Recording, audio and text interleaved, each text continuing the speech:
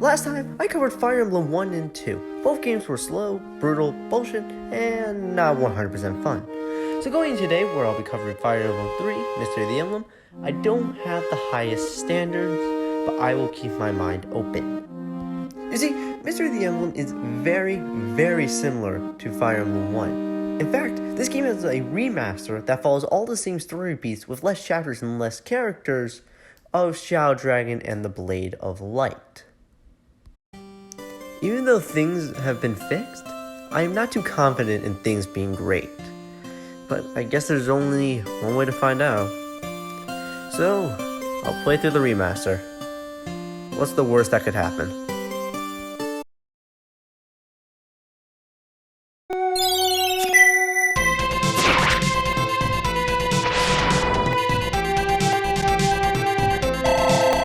Holy crap, that was great!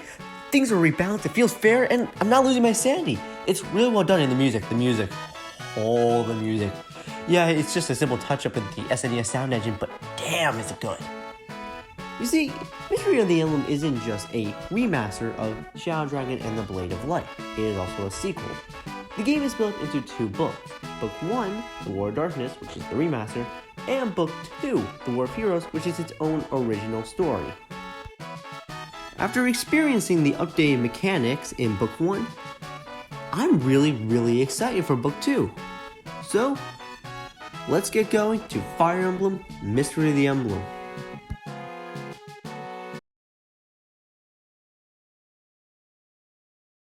The War of Heroes follows Marth 2 years after the War of Darkness, and it's up to him and his comrades to stop the Emperor Hardin from taking over the world.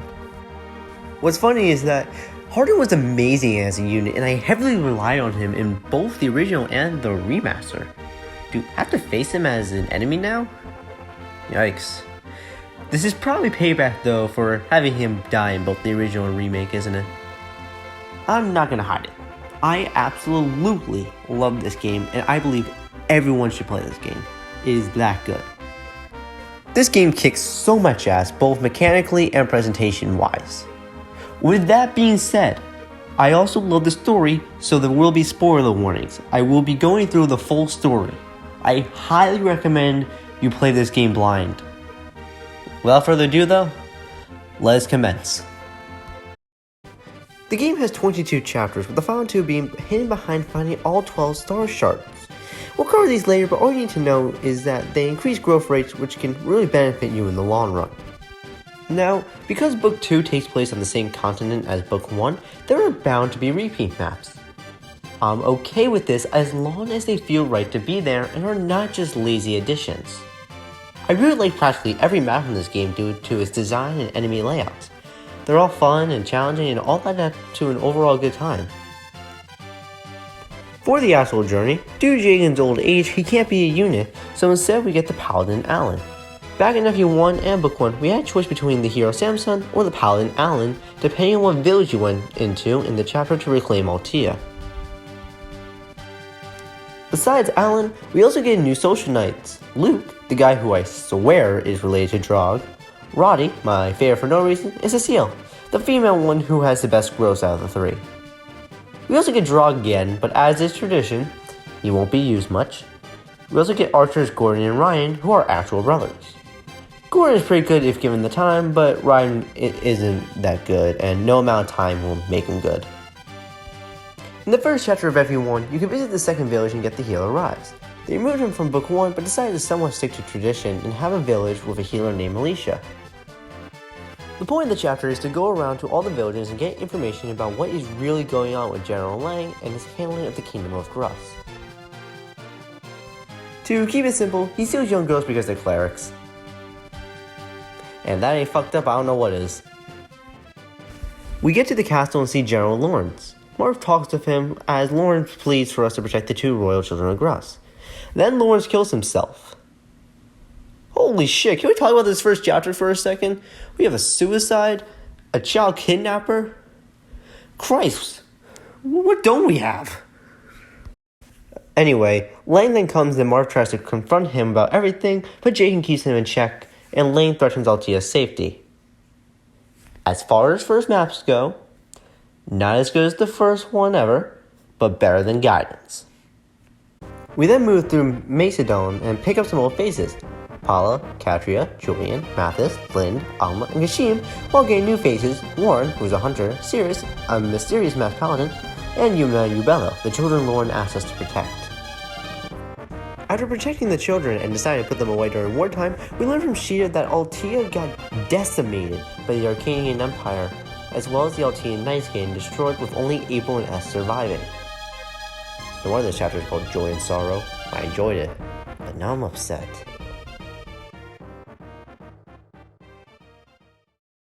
Previously, we also learned Minerva and Maria are missing, begging the true question, what in the name of hell is really going on here? Without much of an answer to that question, we push towards Grania, where Lang is stationed and plan to end him. Here, we run to Julian's brother Ricardo and get the VIP card. The VIP card allows us to access secret shops, which are hidden shops to give you high-end weapons before they're readily available, stat boosting items, and promotion items. There are only 6 in the game, one of which is obvious. The other 5 more likely requiring a guide. I don't know why they can't be accessed by simply entering a certain shop with the card, but the sense of discovery is nice. We move into the castle and need to take out Lang. 2 things! 1. Lang is a promoted knight class, making him a general who has a javelin and is on a throne. A throne gives an extra 30 avoid, health regen, and plus 2 defense. In other words, this is one mean son of a bitch. 2, and even worse, the dismount mechanic. It is not a terrible mechanic, let me make that clear. You can have your mounted units dismount and only use swords, while being mounted only allows spears. It's good for depending on the enemy you'll face, like if an enemy has a rider's bane or there's an archer around. You can avoid losing more health or preferably losing the unit. However, for interior sections, you cannot be mounted, which reduces movement, stats, and restricts them to only swords. It hurts more than helps, and I just wish it wasn't forced. Something I want to mention here, EXP gains are high, like 32 to 40 per enemy kill. You only need 100 to level up. You will hit the level 20 max of a class super easily. Just stay consistent with your unit and they'll be good eventually. After a struggle against Lane, we kill him. Wendell, a bishop, finds us and tells us that he has a mission from Archbishop Goda to find the 12 star shards to recreate the star orb after it was destroyed when creating the spell Starlight. We then pointed out how we have a few of them. A few being 5 out of 12, but still. He joins and we decide to go to the temple where we met Tiki back in FE1 as it's on the way to Altea. On our way there, we run into a dancer named Fina, and the real reason I was able to beat this game, Navarre. Fina is a cool character though. She comes with a rapier, which is great against armored cavalier units, which is perfect for Marth that hits very low. So on top of having a replacement sword for Marth, she can do something no one else can. Make a unit move again after already moving. As cool as this is, I did not use it much. The reason we run into them though is due to the fact that they're surrounded by thieves who just ransacked the temple. After taking care of them, we then have to cross the bridge quickly before the enemies arrive. Now, Chapter 7 and Chapter 8 are different chapters, but their maps are connected, and it's that little detail that goes a long way in my heart. We get Kane, who can be promoted right away, but I find that Roddy, Luke, and Cecile are good enough. Kane brings bad news to us though, seeing that Hardin's being protected by some mysterious power and we can't attack him. On top of mercenaries from the south deciding to attack us, we're pinned. During the chapter, Hardin arrives saying that this world must be destroyed and claiming that everyone must die.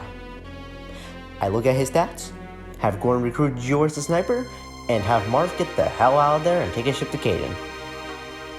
It's here, right before the chapter, that I learned a lot about Gaiden, which is really cool as they definitely fleshed out this world. In turn, making me super invested in this world. Learning about how magic was created and how it was turned into something anyone could buy, making the person who created magic in the first place sped up and hate humans. Something I love about Mystery Emblem is that it fleshes out so many things about this world and its characters.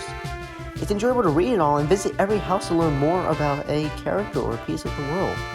It truly goes a long way.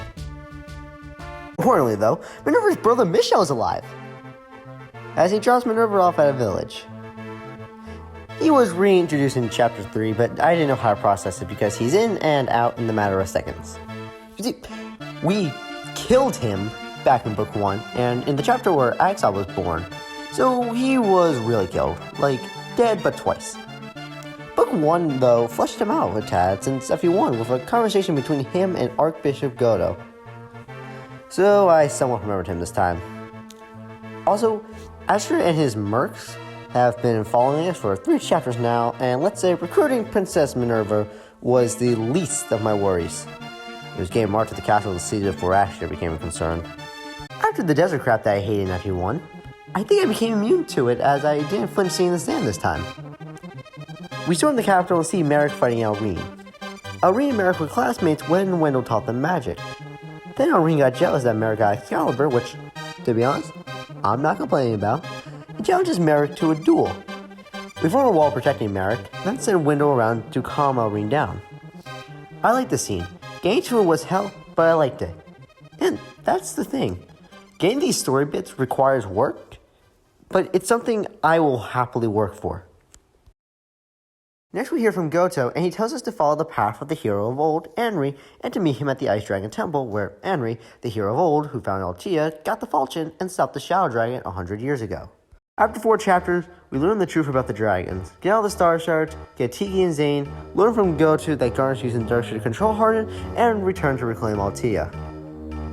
Those 4 chapters were hell! Having to face dragons and brigands was not fun, as dragons ignore terrain in their movement, and you will find that out the hard way. You have fire dragons who do basic damage, flying dragons who will ruin your day, ice dragons who love to cross water, mage dragons who just simply love to exist, and to top it all off, no matter what your defense and magic defense stats say, they will be doing however much damage they please. So they'll either 1 or 2 shot you. Nice. My only complaint is this. Why in the name of hell are they so inaccurate? I laugh at this because I only got screwed a few times, but my units were just stepping out of the way. Even my healer was avoiding them. It did not stop me from being scared though. Through all of this, we get the Light Orb and the Star Orb, and unfortunately, Ag Sob is not a strategy that can be applied here due to when we get the Ag part of it. But you better believe Sob can work, as Sob fixes everything. 4 chapters though were challenging and made me feel like I accomplished something when I beat them. Although it's definitely the lowest point of the game map design wise. Back in Altea, we meet up with the traitor paladin Abel and the Pegasus sister S, who, like most, are completely useless. It's here I realized that the difficulty in map design though is actually the best out of the 3 games. Maybe because we stoop so low Gaiden, but still! May have mentioned that before. Again, it may be because of the high EXP games making my units powerhouses, but I'm not considering blowing my brains out this time, so that's a plus. Continuation of this joke about the 2 villages still hating each other and that you can only visit one hits its thrilling conclusion, with Mark telling them to maybe repair their relationship with the other village. I know in reality you only get one additional thing, not the other, but it's still pretty clever how they hide that. We pick up Abel and learn he's not an actual traitor and was just trying to protect Est. I love Abel way more than I should. Hell, I love a lot of units way more than I should. We kill the boss and storm through Altea Castle. We also run into Astria and his mercenaries for the 4th time. The plan is to recruit Astria using George, but the game had other plans for him. That was just out of my hands. I sent a few units to deal with all the heroes and thieves so I can get the treasure in the Earth Orb, while I have Tiki, and only Tiki, kill the soldiers and archers, cementing her as one of the best units.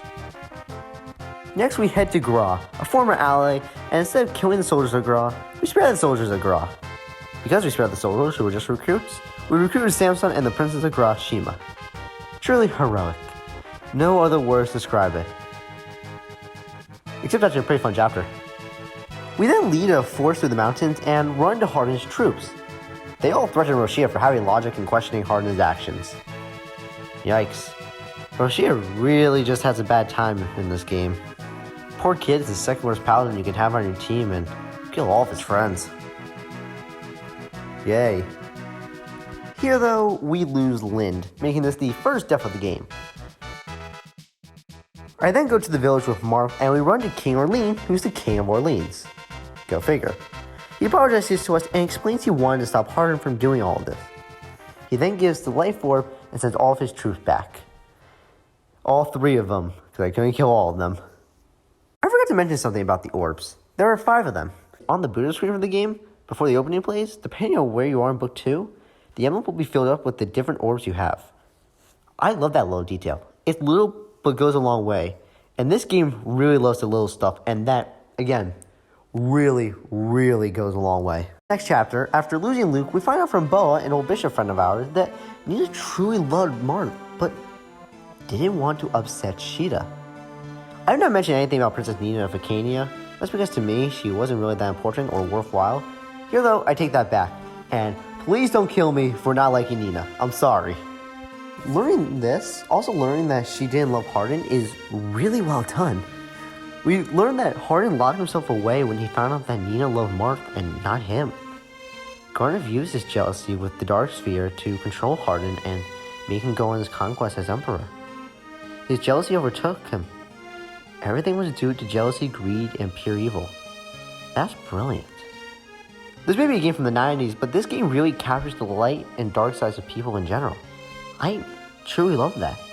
The ideas from this game are brilliant and well shown, making it a truly tragic but heroic story. Which makes me have to ask the question, why are 16-bit RPGs so good?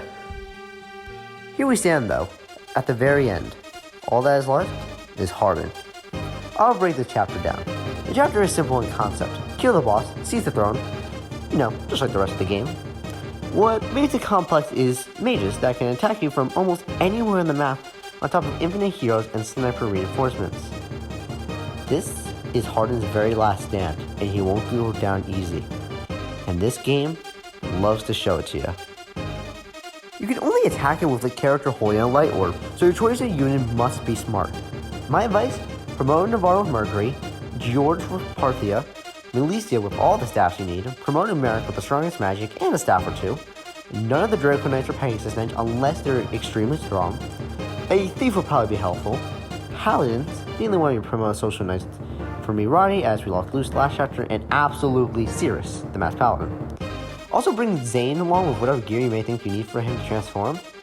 The rest should be heroes and Tiki. Just bring the rest of them, especially protect Merrick if you lost Lynn like I did. I'm gonna hate saying this, but saving Media is near impossible and not worth the effort. She is by far the worst paladin in the game. That's something I haven't mentioned yet. Between the 3 games, I didn't hate that many units. Even though I refer to a lot of them as useless, that's just them from a staff perspective / usability due to maps and when they join. They all have their own colors and personalities. Sure, some are just replacements, others have a lot of depth to them, like Cirrus for example, but this isn't the time to mention him. A very key aspect of Fire Emblem is knowing when to attack and when not to. Keep that in mind. I know I said to be careful of the wall, but take them out. Plan out your attack on Hardin based upon range and movement as well. My advice is to have Marth get to the throne after Navarro and George kill him. It'll save you a turn, plus won't risk you having to reset due to enemy AI.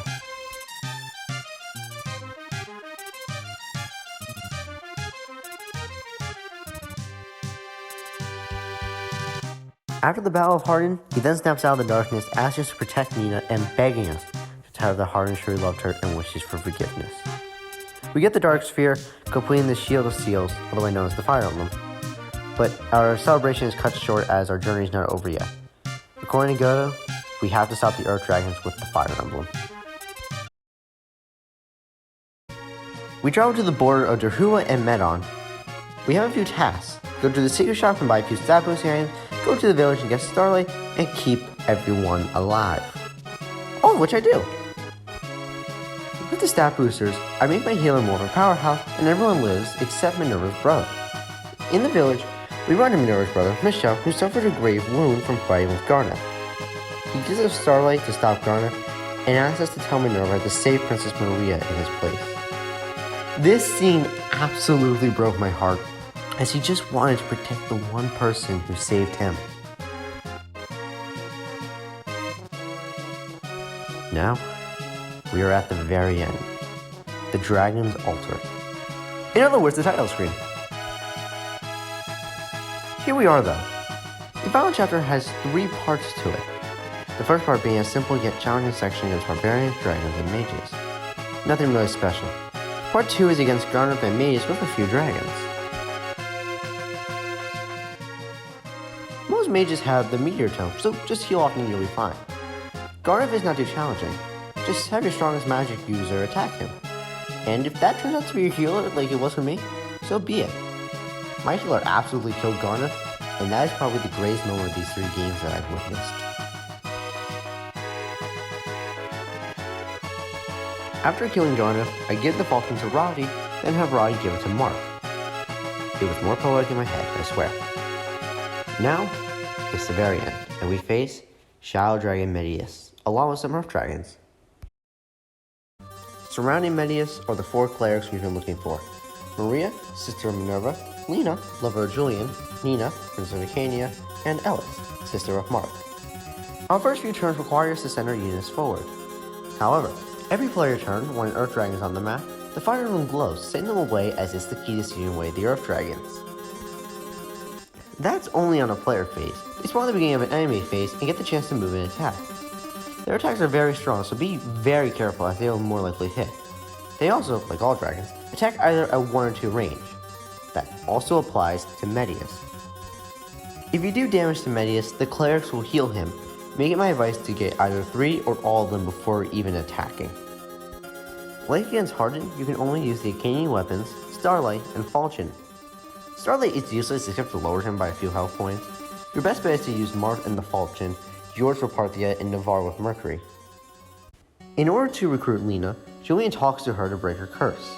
Julian and Lena confess their feelings for each other, making me so happy as I was always rooting for these 2. Although, Julian was the bane of my existence due to his low HP. Thankfully he has a high speed stat, but still. After some resets, I create a wall so the Earth Dragons won't kill him. Medius will attack him, but that's inevitable. Next turn, I couldn't grasp how to save Nina, until I realized that I recognized the mask on Sirius' face. If you play Fire Emblem Echo Shadows of Valentia, you'll understand. Somewhat. I send Sirius and it's revealed that he's Camus, but denies it, saying that he's never heard of the man despite Nina protesting it's him. When we killed Camus, he became a man named Zeke in Valentia, which is the location of Fire Emblem Gaiden, then returned to Arcana after gaining back his memories as Sirius. You see, that's not fully explained here, but if you played Echoes and know of Camus, I think it's kind of obvious. Next, I sent Minerva to get Maria. Maria asked about Michelle, making Minerva say that she can see him soon, making Maria super happy that they can all be a family again. And that line nearly broke me, because they deserve to be happy, but they can't be.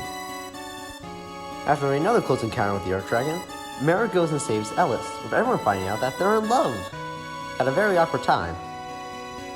But now, it is time for the true final battle against Medius. I have Navarre attack, doing a pretty good amount of damage. George says little Parthia, but in all honesty, I'll take anything. Here's where my biggest problem with this game comes in. I can't have Sirius attack with Gravius, as he is indoors and his force speed dismounted, making him wield a sword and not being able to wield a spear. In other words, the dismount mechanic decides to fuck with me one last time. So, it all comes down to Marth and the Falchion.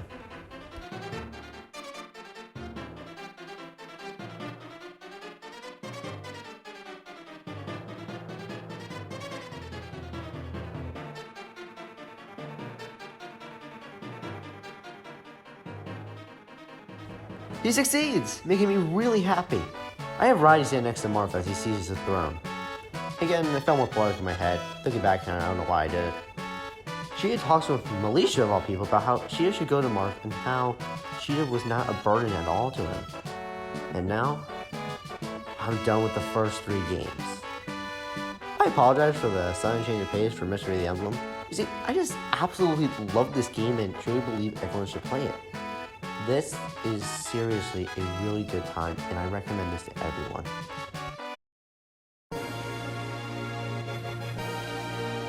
Holy crap, what a time! And what an incredible way to end the first trilogy of Fire Emblem games. Those 3 games were one hell of a ride, making me spend 4 months across all of them. Now though, the journey is over, and as for a conclusion, I'll keep it simple. Fire Emblem Shadow Dragon and the Blade of Light, or FE1, is an interesting start to the series. I'm glad I played through it, even though I was getting angry and sick of it all midway through. My advice is to find the accepted translation if you want to play it. Again, I am not bashing the translation I played. As much as the others made me laugh, they just kinda disappointed me when I needed them. But other than that, you should at least try this game. Hell, maybe you'll enjoy it.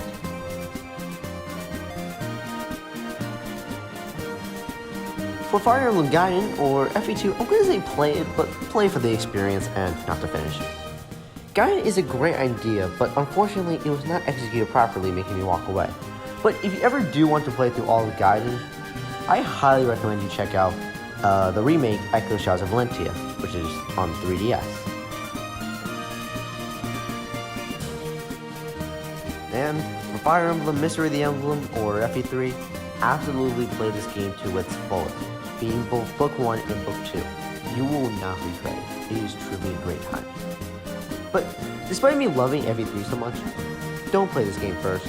Play FE1 and FE2. Whether it be or not is your choice, but play them, then go to FE3 and absolutely play through that to finish. I cannot stress enough how much you'll enjoy it. The beginning of the series may have been rough, but it definitely lets the future be bright. And you know, I'm excited to go on this 16-game journey. Speaking of the future, next I'll be moving on to Fire Emblem Genealogy of the Holy War and Fire Emblem Thracia 776. Those 2 are considered to be some of the best and most difficult Fire Emblem games, but they are also the last 2 games that the father of Fire Emblem made. So be prepared for that. Until then, I'm NoctaRhys, and take care.